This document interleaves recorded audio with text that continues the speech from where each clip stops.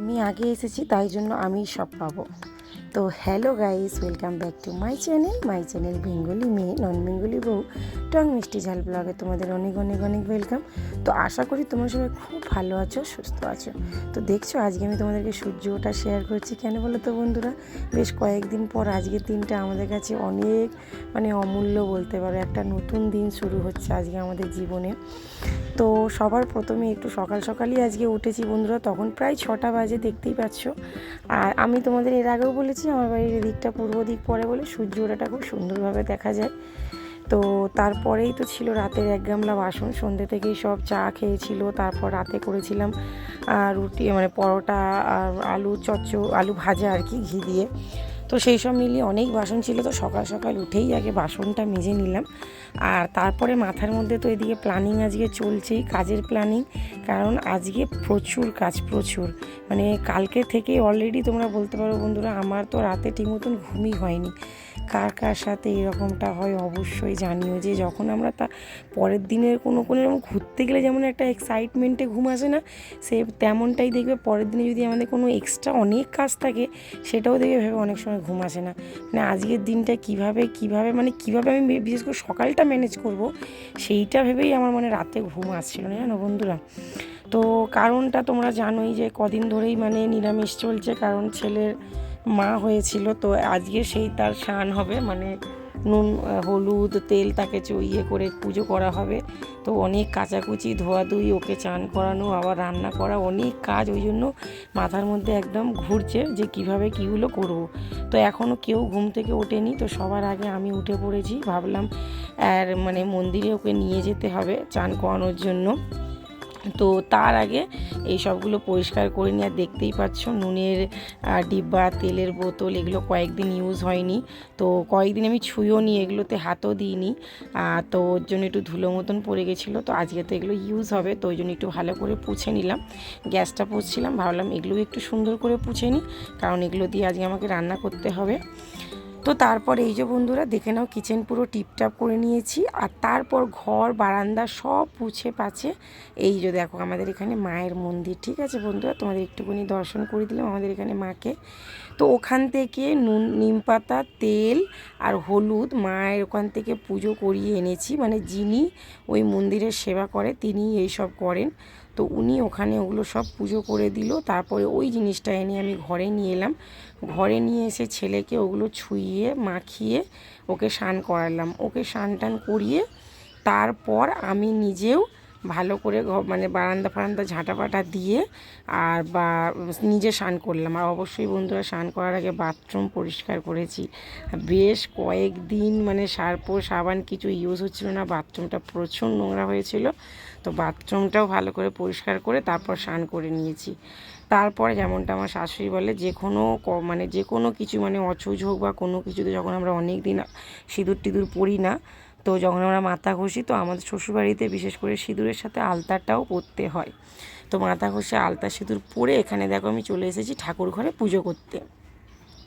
তো ঠাকুর ঘরে পুজোটা করে নিচ্ছি। এটা হচ্ছে আমি শীতলা মাকেই পুজো করলাম, আমাদের দেশের ঠাকুরের নাম নিয়ে আমি এখানে পেপারের মধ্যে 7টা বোন, তোমরা জানো হয়তো, বা তোমরা যারা জানো না তারা জেনে নাও। শীতলা মারা 7টা বোন, তো সেই 7টা মায়ের নামে তেল সিঁদুর ফুল দিয়ে পুজো করলাম। পুজো টুজো করে ওই তেল আমার ছেলেকে দিয়ে ছোঁয়ালাম। তো এখানে শেষ হলো আমার ছেলের পুজো। এইবার শুরু হচ্ছে আমার নিজের পুজো।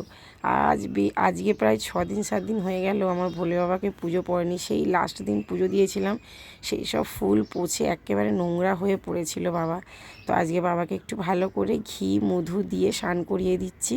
আর আমি সোমবার করে করিয়েও দিই, সোমবার না হলে বৃহস্পতিবারে করাই। তো সপ্তাহে একটা দিন বাবাকে করিয়েই দিই। তো আজকে ভালো করে বাবাকে চকচক করে একটু দিলাম, পরিষ্কার করে নিলাম। আর তারপর বাবা যেই থালাটায় থাকে, তো সেটাকেও ভালো করে পরিষ্কার করে দিলাম। এবার বাবার পুজোটা করে নিচ্ছি। তো এখনও বন্ধুরা অনেক তাড়াহুড়ো করছি, কাজের ওপর কাজ করে যাচ্ছি আর মাথার মধ্যে ঘুরে যাচ্ছি এরপরে কি কাজ করব। কারণ আজকে আমার অনেক সত্যি কাজ বন্ধুরা, সেটা তোমরা ভিডিওটা দেখতেই থাকবে। আর সবচেয়ে বড় কথা, আমার মেন টার্গেট যেটা বন্ধুরা, কাজের মধ্যে যে 10:30টায় বরকে কাজে পাঠাতে হবে। তো তার জন্য আমাকে রান্নাটাও তো করে নিতে হবে। তো এই একটা টেনশন, না মনের মধ্যে কাজ করছে। তো আমি আলতাটা পরে কিন্তু চালটা ভিজিয়ে এসেছি বন্ধুরা, অবশ্যই তারপরেই আমি এসেছি ঠাকুর ঘরে। তো দেখো সব ঠাকুর কিন্তু আগে কাপড় দিয়ে পুছেছি, আর আগের যেসব মালা ছিল সেগুলো ঝেড়ে ঝুড়ে পুছে ফেলেছি। তারপর যেটুকুনি ফুল ছিল সেই সব ফুল দিয়ে পুজো করেছি। তো বর দুটো মালা এনেছিল, একটা তো ভুলে যাওয়ার জন্য, একটা এক্সট্রা ছিল। ভাবলাম এত ঠাকুরের মতন কোন ঠাকুরকে দেওয়া যেতে পারে। তো বললাম চলো আজকে তো সপ্তাহের প্রথম দিন সোমবার, আর তার উপরেও হচ্ছে আমাদের আজকে জীবনের একটা নতুন দিন শুরু হচ্ছে। তো ওই জন্য গণপতিজিকে দিলাম, যে উনি তো শুরুতেই ওনাকেই পুজো করতে হয়। তো একটা মালা ভেবেচিন্তে ওনাকেই দিলাম। আর এই যে এদিকে চলে এসেছি আমার তুলসী গাছে জল দিতে বেশ কদিন ওদেরকেও জল দেওয়া হয়নি, কিন্তু ওরা বেশ স্ট্রং হয়ে দাঁড়িয়েই রয়েছে, কিছুই হয়নি গাছগুলোর। আর তোমরা দেখতে পাচ্ছ বন্ধুরা, বারান্দায় লাইন ধরে আমি বালিশ মিলে রেখেছি। আমার রুম আর এই দিকের যে শাশুড়ির রুমে ঘুমাই, দুটো রুমের যত বালিশ ছিল সব কভার খুলে কেচেছি, আর বাকি সব কাচবো কভার খুলে রেখেছি, আর বাকি সব বালিশগুলোকে রোদে দিয়ে দিয়েছি। আর কাচাকুচি জামা কাপড়গুলো সব ঘর থেকে বাইরে বের করে দিয়েছি, কারণ আমাকে বলে দিয়েছিল মন্দির থেকে যেগুলো আমার ছেলে ইউজ করছে, যখন ওকে আমি বাইরে নিয়ে আসবো মন্দিরে, তা স্নান করিয়ে ও যখন ঘরে যাবে তার আগে সব জিনিস বাইরে বের করে নিতে। তো তারপর দেখো বন্ধুরা, নিজের রুমেও এসে ঠাকুরকে ধূপ দিলাম, দিয়ে করে একদম কোনো কথা না চলে এসেছি সজ্জা রান্না করতে। আর হ্যাঁ, ছেলেদেরকে অবশ্যই নাস্তা দিয়ে দেওয়া হয়েছে বন্ধুরা। আর ছেলেদের নাস্তাটা আমি শর্ট ভিডিওতে শেয়ার করেছি, তোমরা দেখেই নিও। তো ছেঁড়া পরোটা আমাদের এখানে পেটাই পরোটা যেটা হয়, তো ওরা তো জানোই ছোটো বাচ্চা এত দিন ধরে সেদ্ধ খেয়েছে, তো ওরা দুদিন ধরেই বলছে মা আমরা কিন্তু প্রথম দিনে আমাদেরকে ছেঁড়া পরোটা খাওয়াতে হবে। আচ্ছা ঠিক তাই দেব। তো ওদের দুজনকে বর যখন বাজারে গেছিলো ওদের জন্য পেটাই পরোটা নিয়ে এসছে। তো ওরা দুজন খেয়ে ব্যাস ওদের মন শান্তি, পেট ভর্তি, ওরা ওদের মতন টিভি ফোন দেখছে। আর আমি এই যে আমার যুদ্ধে চলে এসেছি, কারণ আমার ছেলেদের তো কাজ মিটে গেল, এইবার হচ্ছে আমার বরটাকে টাইমে খেতে দিতে হবে। তো ঝপঝপ করে বর যা হোক মাছ এনেছিল, তো আমাদের নিয়মেই আজকে জ্যান্ত মাছের ঝোল খাওয়াতে হয়। তো বর একটা ওই ছোট রুই এনেছিল, কারণ যেসব জ্যান্ত মাছগুলো আছে সেগুলো আমার ছেলে খায় না, যেমন শিঙি, মাগুর, কই, এইসব তো জ্যান্ত মাছ হয়, কিন্তু এইসব মাছগুলো আমার ছেলে খায় না। তো যেই মাছ খায় না সেই মাছ রান্না করে কি হয় বলো বন্ধুরা। তো ওই জন্য যেটাও খায় সেই মাছই একটু টাটকা, জ্যান্ত তো হয় না রুই মাছ, একটু টাটকা দেখেই বর আর কি নিয়ে এসছে গোটা। আর এই লাউটা না বন্ধুরা কদিন আগেই বর এনেছিল, ওই সিদ্ধ যখন আমাদের চলছিল তখন এটাকে ভাপিয়ে এমনি লঙ্কা দিয়ে যেমন সিদ্ধ করে তরকারি করি সেমনি করে খায় বলে, কিন্তু ছেলেদের মুখের গতি দেখে আমি আর করিনি, আমি জানি ওরা খাবে না। আর ফ্রিজে রেখে রেখে লাউটা পুরো দানা দানা হয়ে গেছে। তো বরকে একটু চিংড়ি মাছ আনতে বলেছিলাম, যে আর তো কোনো সবজি নেই ফ্রিজে, একটু লাউ চিংড়ি করে দেবো। তো অনেক কটাই মাছ এনেছিল, তাড়াহুড়োতে একটু ভুলও হয়ে গেল, ভাবলাম এতটা মাছ ভাজবো না, যে কটা রান্না করব সে কটাই ভাজবো, কিন্তু ওই যে তাড়াহুড়োতে সব মাছ হঠাৎ করে ভেজে ফেললাম, একটু আমার দেরিও হয়ে গেল। নাহলে যে কটা রান্না করতাম সে কটাই ভাজতাম, তো একটু তাড়াতাড়ি হয়ে যেত। তো এখানে দেখো জিরে ফোড়ন দিয়েছি, আর পেঁয়াজটা ভেজে নিচ্ছি, ভেজে আমি আলুটা তুলছি। একদম হালকা পাতলা করে মাছের ঝোল করব, কারণ বন্ধুরা 6 দিন 7 দিন সবাই সিদ্ধ খেয়েছি, পেটের অবস্থাটা একদম ব্যালেন্স করার জন্য হালকাই খেতে হবে, না হলে যদি রিচে যায় তাহলে ভুগতে হবে। তো যাই হোক, এই যে হালকা পাতলা, আর এতে একদম কিচ্ছু মশলা দেবো না, টমেটো একটু গ্রেট করে দেবো যাতে ঝোলটা একটু গাঢ় হয়, আর একটু জিরে গুঁড়ো, একটু ধনে গুঁড়ো, একটু লঙ্কা গুঁড়ো, ব্যাস নুন, আর কিছু দেবো না। এই সব কিছু দিয়েই একদম পাতলা করে ঝোল করব। তো দেখতেই পেলে সব রকম মশলাগুলো দিয়ে দিয়েছি, একটু জল দিয়ে কষিয়ে দেবো। আর তোমরা এখানে দেখলে আমি হলুদ দিইনি, কারণ হলুদের ডাব্বাতে না হলুদ শেষ হয়ে গেছে, আমি পরে কেটে হলুদ অবশ্যই দিয়ে দিয়েছিলাম, কারণ হলুদ ছাড়া তো তরকারি আসে না না।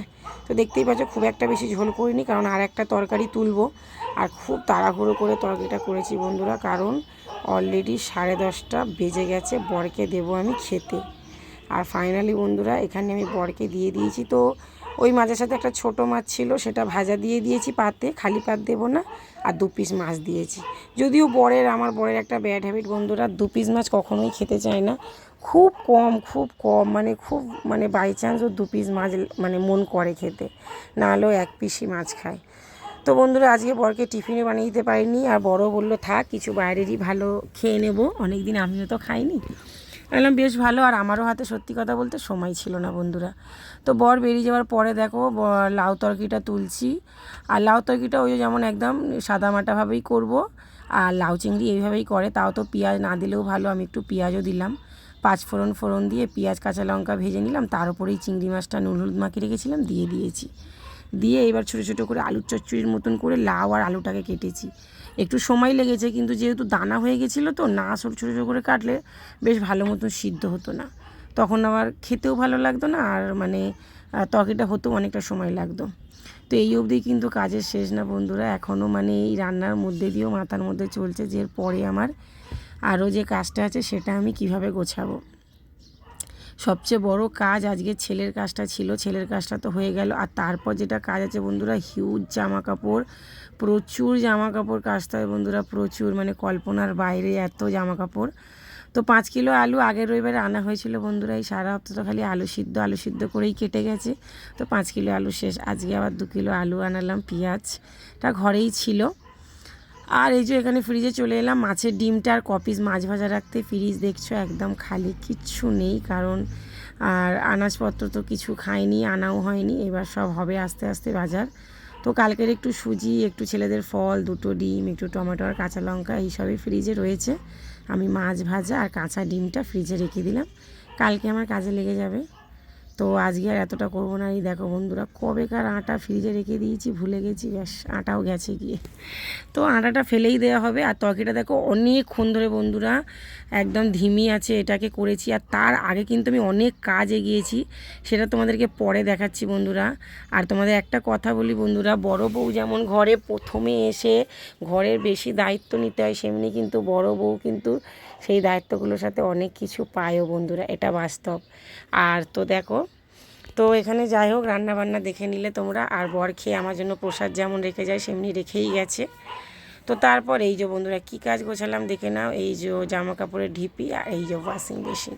তো শ্বশুর শাশুড়ির সাথে যখন এক সংসারে ছিলাম তখন এই ওয়াশিং মেশিনটা শাশুড়ি কিনেছিল, এবং শাশুড়িরা যখন এখান থেকে শিফট হয়ে গেছে নতুন ঘরে, ওনারা এই ওয়াশিং মেশিনটা কিনে নিয়ে যায়নি। আর ফ্রিজও আমাদের এক সংসারে থাকেই কেনা। তো শাশুড়ি মা বললো, তুমি, শাশুড়ি শ্বশুর দুজনেই বললো তুমি সাথে থাকতে এই সব জিনিসগুলো হয়েছিল, বড় ছোট যতই আসুক তো এই জিনিসগুলো এখানেই থাকবে আর তুমি ইউজ করবে, যারা যখন এখানে এসে থাকবে তারা তখন ইউজ করবে, এই জিনিসগুলো এখান থেকে যাবে না।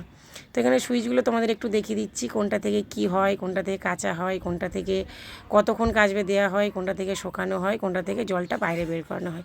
তো চলো বন্ধুরা, আজকের ব্লগটা এত